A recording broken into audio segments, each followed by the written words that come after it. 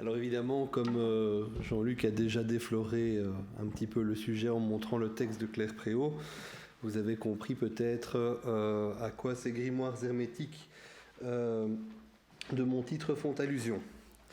Alors, c'est avec grand plaisir et même un plaisir renouvelé, puisque c'est la seconde fois que j'ai l'occasion de prendre la parole à ces journées du GRTP, que je vous parlerai aujourd'hui de cas d'illisibilité en écriture arabe. Comme dans d'autres systèmes d'écriture, l'arabe peut donc dans certains cas devenir illisible. Alors un cas assez bien connu peut-être de vous, si vous avez voyagé dans le monde arabe, c'est le cas de ces écritures monumentales qui ornent les mosquées, etc. Donc rédigées dans des écritures très décoratives qui sont bien souvent illisibles si on ne sait pas à quoi on a affaire. Moi, je vous parlerai aujourd'hui plus particulièrement de documentation papyrologique. Et dans la documentation papyrologique, je vois en fait deux cas possibles d'illisibilité. L'illisibilité peut découler d'un illettrisme invétéré, ou parfois même d'un manque cruel d'alphabétisation.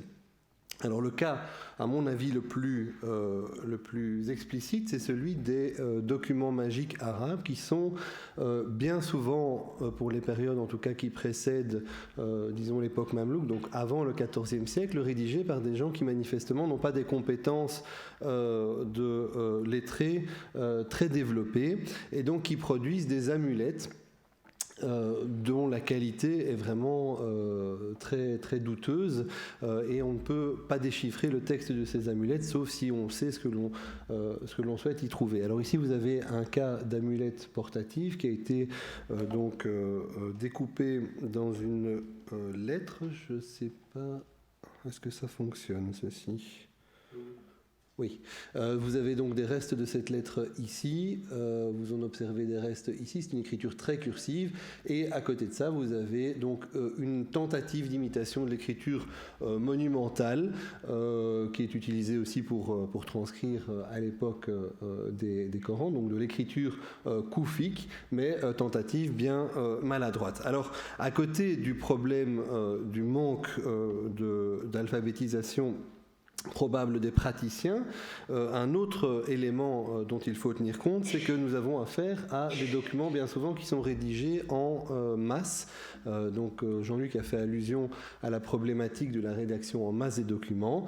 Vous avez ici des amulettes scorpions assez typiques qu'on retrouve en Égypte depuis des périodes très anciennes jusqu'à des époques plus récentes. Vous voyez que les degrés de lisibilité peuvent varier. Ici on a manifestement quelqu'un qui est bien plus à l'aise dans l'écriture qu'ici, et on sait que ces amulettes scorpions, on le sait par la Guéniza du Caire, étaient produites en série.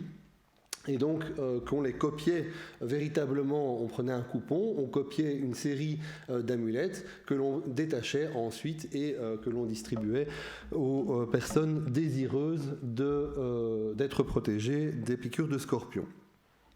Alors, l'exactitude du tracé importait vraisemblablement moins aux praticiens de la magie et à ceux qui faisaient appel à leur service que l'efficacité des rituels. Et il n'est pas aussi impossible que, dans certains cas, l'illisibilité de ces documents magiques ait contribué à une forme à donner un caractère mystérieux à ces documents et donc à rendre, dans l'esprit des praticiens et de ceux qui y faisaient appel, à rendre la magie plus efficiente. Alors aujourd'hui, moi je ne vais pas vous parler de ce cas particulier qui découle à mon avis d'un manque d'alphabétisation. Je vais vous parler au contraire du cas inverse de scribes qui sont extrêmement alphabétisés et professionnels. Alors, la raison de cette illisibilité, on y a fait allusion déjà précédemment, est vraisemblablement d'ordre pragmatique, c'est-à-dire que les scribes, et j'y reviendrai plus loin, rédigent rapidement et donc pour éviter d'avoir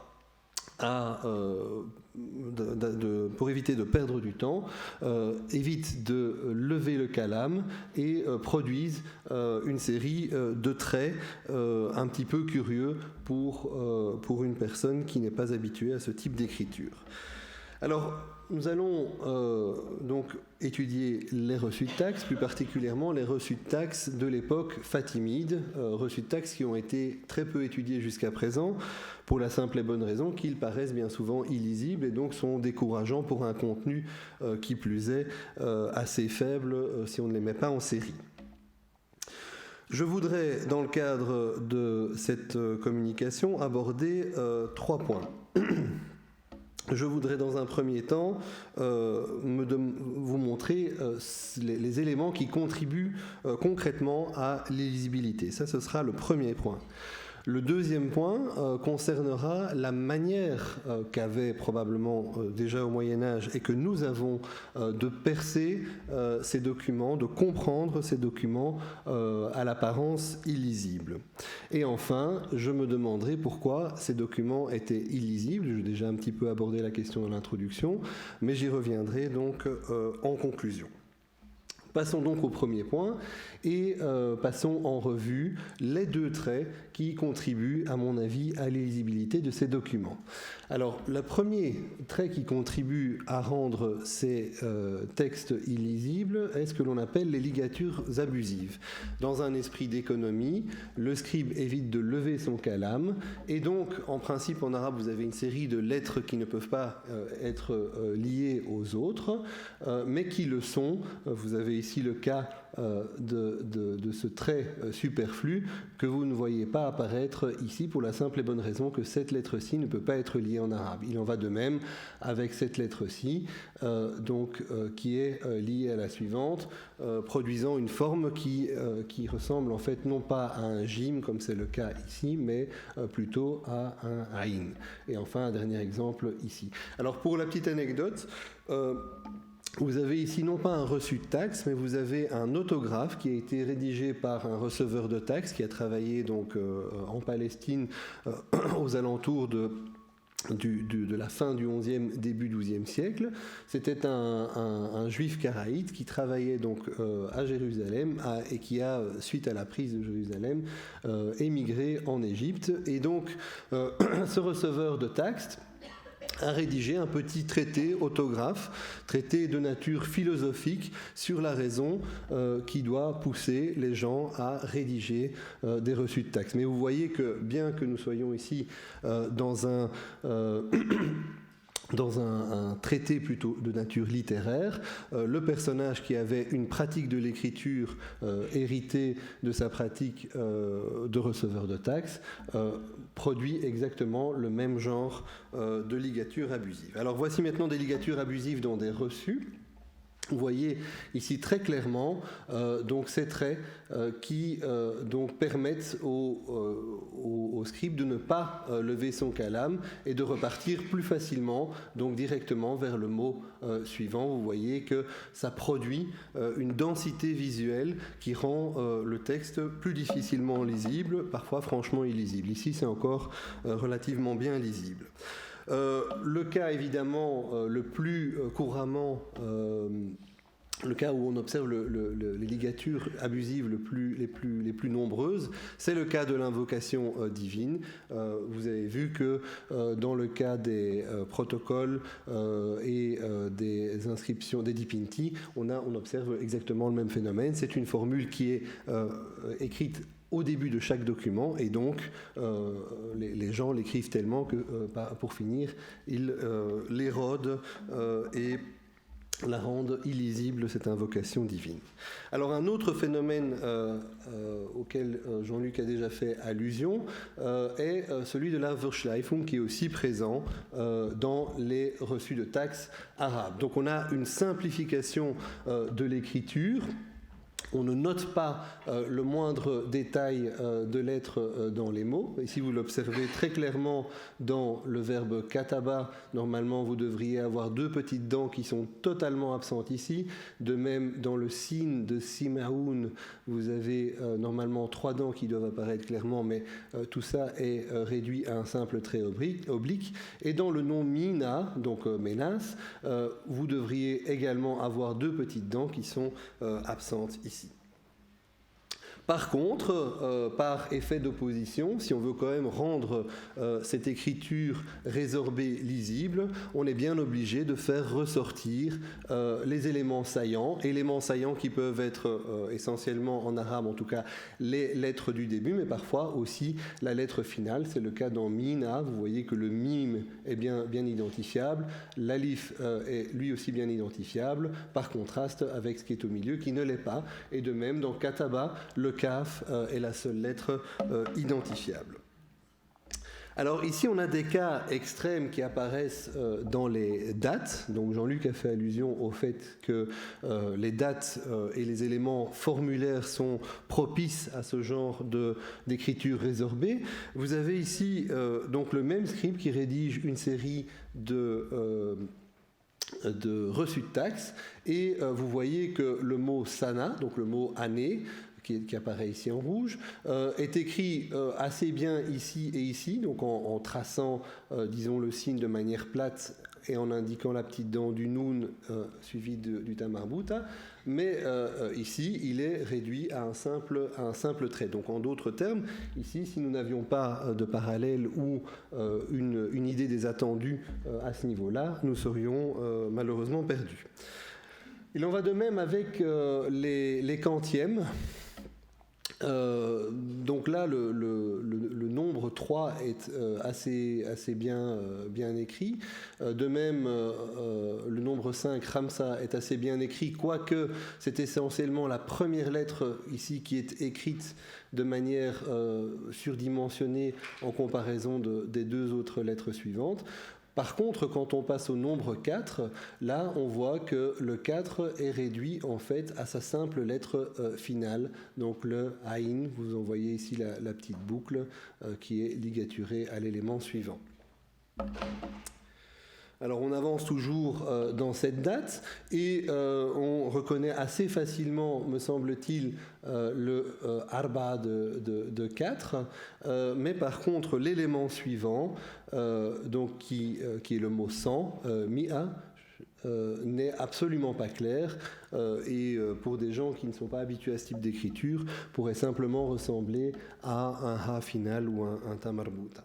Donc ces 2 phénomènes de Verschleifung et de ligatures abusives contribuent à rendre l'écriture de ces reçus de taxes difficilement lisible. Je vous montre un dernier cas avec une Verschleifung assez extrême. Ici, vous voyez en fait la préposition fi dans, qui est donc réduite à une petite boule suivie d'une longue boucle qui rebique vers la droite. La même préposition est écrite ici sous la forme d'un trait, ça ressemble à un petit serpent en fait si on veut simplifier la chose, et c'est ce genre de petit trait qui souvent dans les éditions de textes de ce type échappe aux éditeurs qui sont alors bien souvent mal partis pour le déchiffrement du document. Alors j'en viens au deuxième point maintenant qui concerne la manière de lire ces documents. Ces documents paraissent illisibles, mais ils devaient bien être lus. Ils devaient bien être lus, pourquoi ? Premièrement, parce qu'il s'agissait de preuves de paiement des impôts. Donc, a priori, le contribuable voulait être certain qu'il n'ait pas à payer 2 fois la même somme pour ses impôts. Et deuxièmement, ça c'est un autre élément qu'il faut avoir à l'esprit, ces reçus de taxes fonctionnent comme des sauf-conduits en Égypte. Donc en Égypte, vous ne circulez pas à l'époque comme vous l'entendez, vous ne pouvez pas aller où vous voulez comme vous l'entendez. C'est une mesure qui est apparue de manière très nette avec les Arabes. On a eu l'impression que cette mesure s'est arrêtée, disons, à la fin du 8e siècle. En réalité, encore à l'époque fatimide, nous avons des textes, entre autres dans la Guiniza du Caire, qui signalent, par exemple, le cas de Marchand qui se trouve à El Hachmounein, qui a oublié ses reçus de taxes et qui écrit à ses collègues à Alexandrie pour leur demander de lui envoyer les reçus de taxes de l'année en cours, sans quoi il est obligé de rester à El Hachmounein. Et il se trouve aussi que l'un de ces reçus de taxes, ici, mentionne au bas du texte la formule typique des sauf-conduits de l'époque abbasside, à savoir que celui de mes agents qui le rencontrera ne lui montre que du bien, une formule donc héritée de l'époque abbasside. Donc ces textes devaient être lisibles par les contemporains, et donc nous devrions aussi être capables de les lire. Alors comment les lire ? On va commencer évidemment par ce qui est le plus simple, par une connaissance fine du formulaire, suite à une mise en série des documents, comme on le fait en papyrologie. Vous avez ici le cas intéressant d'une expression qui apparaît dans la marge supérieure d'un reçu de taxe. Alors on a l'impression, quand on lit ça, qu'on pourrait avoir éventuellement le nom de Dieu, Allah. Seulement, à côté de Allah, vous avez une petite lettre grecque, gamma, donc Dieu suivi d'un gamma, ça fonctionne pas très bien. Alors si on va dans d'autres reçus de taxes, au même endroit, on remarque qu'il y a une expression récurrente qui est le mot dafa, qui signifie le paiement. Donc en d'autres mots, cette séquence un petit peu bizarre est une forme résorbée, extrêmement résorbée de dafa, pour indiquer qu'il s'agit du troisième paiement fait par le contribuable. Voilà un autre exemple de résorption, un peu plus ancien. Vous avez deux fois la même expression qui apparaît, ici assez cursive, là un petit peu moins cursive, et en la comparant, en fait, on arrive assez facilement à lire ici Bimadinat el-Fayoum, donc à Madinat el-Fayoum, la capitale du Fayoum. Alors un autre exemple de la manière de lire ces documents et de l'aide que l'on peut avoir en utilisant le formulaire se trouve dans une séquence que Jeffrey Khan, qui a été le premier lecteur de ces documents, avait lu Mablahuhu. Mablahuhu, ça veut dire sa somme. Alors il faut savoir, pour la petite histoire, que Jeffrey Khan, quand il a vu ces documents, a été assez bien horrifié, anecdote qu'il m'a racontée personnellement, et c'est seulement après avoir trouvé les reçus écrits par le fils du receveur qui rédige ces reçus qu'il a été en mesure de lire ces documents, parce que le fils avait une écriture un petit peu plus déliée. Donc Mablahuhu, il semble être une lecture un petit peu étrange, parce que le mot Mablach est écrit ailleurs dans ces documents sous la forme suivante. Alors si on va dans d'autres documents parallèles, par exemple ici un document qui vient du Fayoum, de Toutoun, on se rend compte que l'expression qui figure ici, c'est l'expression minelaïn, qui veut dire en espèces, et qui va introduire la somme payée par le contribuable. Donc une connaissance du formulaire est essentielle pour déchiffrer ces documents. Un autre élément, lui tout aussi important, dont on a très peu tenu compte jusqu'à présent en papyrologie arabe, c'est la diplomatique. La diplomatique de ces documents est vraiment millimétrée et très régulière. Vous avez en réalité dans ces documents toujours un corps de texte écrit par une première main. Je pense que visuellement vous voyez assez facilement qu'il s'agit de deux mains similaires, et que nous avons au-dessus des mains différentes. Au-dessus, vous avez en fait une série de marques d'enregistrement qui sont souvent au nombre de 4. Alors, le corps du texte est structuré par une série de petits espaces vacants vous en avez un ici, vous en avez un ici. Vous voyez que vous avez ici 2 éléments séparés par un petit espace vacant ici. Et tout cela correspond à une structuration en paragraphe du corps du texte. Vous avez dans la première partie le nom du contribuable, le nom du fonctionnaire à qui le paiement a été réalisé. Vous avez dans la deuxième partie l'expression de la somme payée par le contribuable et toujours comme moyen de vérification l'expression de la moitié de la somme, ce qui veut dire que si vous n'êtes pas capable de lire ce qui se passe ici, vous le serez au moins pour la partie à droite, et donc en faisant x2, vous arrivez à la somme payée. Par exemple, ici, vous avez nisf, un demi, et voilà le signe dinar, donc hérité du latin et du grec, qui est réduit à un simple trait vraiment difficilement identifiable. Quant à la moitié, elle apparaît ici. Vous avez donc le mot moitié, nisf, et vous avez la moitié qui apparaît ici. La moitié de un demi, c'est un quart en arabe, c'est rub'. Et ce rub' est écrit sous la forme d'un aïn, c'est-à-dire la lettre finale de ce mot quart en arabe. Enfin, vous avez dans la dernière partie du corps du texte, systématiquement le nom du receveur et enfin la date de rédaction du document. Alors dans les parties supérieures, vous avez donc ce que j'appelle les marques d'enregistrement. Vous avez toujours, ces marques d'enregistrement se déclinent toujours en deux temps. Vous avez une invitation à faire enregistrer le reçu dans un diwan, dans un ministère, et vous avez à proprement parler l'enregistrement. Ici donc vous voyez l'invitation à enregistrer.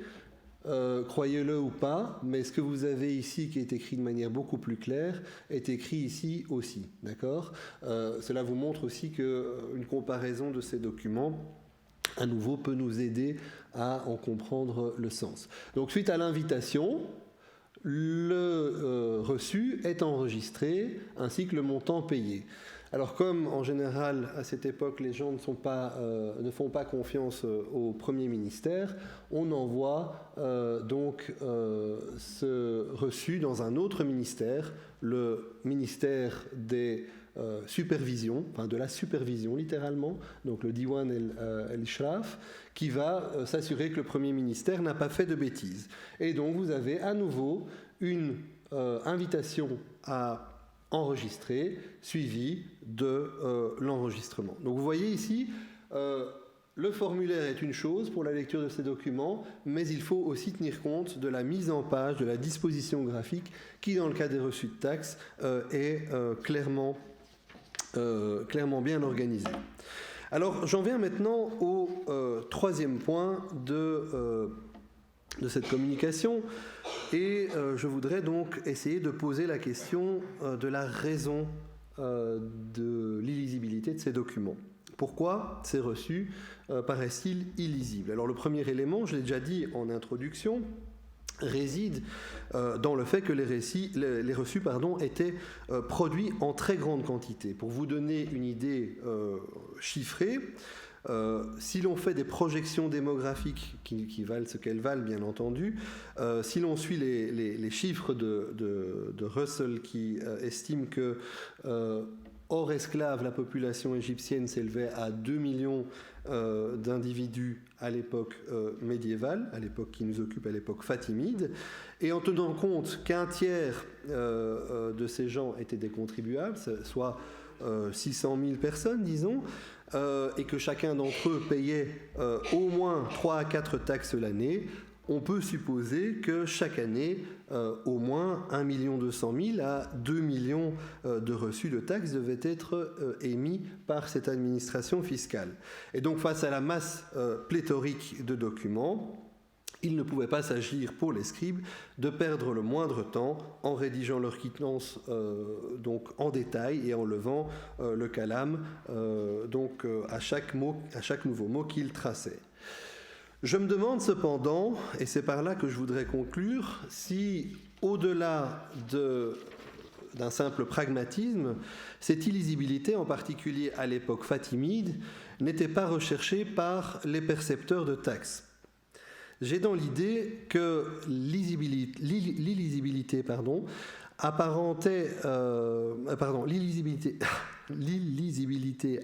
de ces textes fonctionnait comme une marque d'authentification de ces documents produits par une corporation de scribes formée à cet effet. Il n'est pas anodin de noter à cet égard que l'illisibilité accrue des quittances va de pair avec une disparition de ce qui constituait jusqu'alors les marques usuelles de l'authentification dans les reçus de taxes, à savoir d'une part le sceau qui était imprimé dans une boule d'argile et qui figurait au bas des quittances, et par ailleurs le résumé numérique qui figurait lui aussi au bas des quittances et qui était replié et scellé au bas du document. Donc, ce caractère illisible devait, in fine, rendre ces documents difficiles à falsifier. Ça, c'est une idée que j'ai. Et je rejoins alors, tout ce que j'ai dit un petit peu rejoint les propos de Claire Préau, qui disait qu'un reçu de taxe thébain, là, on remonte un petit peu plus haut que Jean-Luc, n'est donc pas écrit pour être déchiffré lettre par lettre, il suppose un destinataire qui pratique une lecture globale, c'est-à-dire un destinataire averti. Dans sa double intention de clarté et de rapidité, le scribe joue de tous les éléments expressifs, la place des mots, aussi bien que les lettres qui les composent. Si un mot est suffisamment identifiable par sa place dans un contexte formulaire, il sera résorbé à l'extrême. On l'a vu par exemple avec le cave de Cataba. S'il comporte une lettre caractéristique, une seule émergera de la sommaire indication du reste. L'écriture des reçus est commandée ainsi par une secrète connivence entre le scribe et le lecteur. Pareille entente unit de nos jours le médecin au pharmacien, lecteur inconnu mais averti, à qui il adresse ses ordonnances. Aussi y a-t-il de frappantes coïncidences dans la nature des simplifications et dans les choix des éléments caractéristiques entre les grimoires réputés hermétiques des ordonnances médicales et l'écriture réputée difficile des ostracas. Ces écritures paraissent indéchiffrables à un lecteur quelconque, elles sont destinées à un lecteur qui est dans le jeu, et aussi bien qui dans l'Antiquité aurait lu un ostracon s'il n'était du métier. Pour conclure, je dirais donc que les reçus de taxes de l'époque fatimide constituaient sans doute des grimoires rendus volontairement hermétiques par leurs auteurs, mais dont la magie ne pouvait opérer que sur des personnes qui n'étaient pas du métier. Je vous remercie.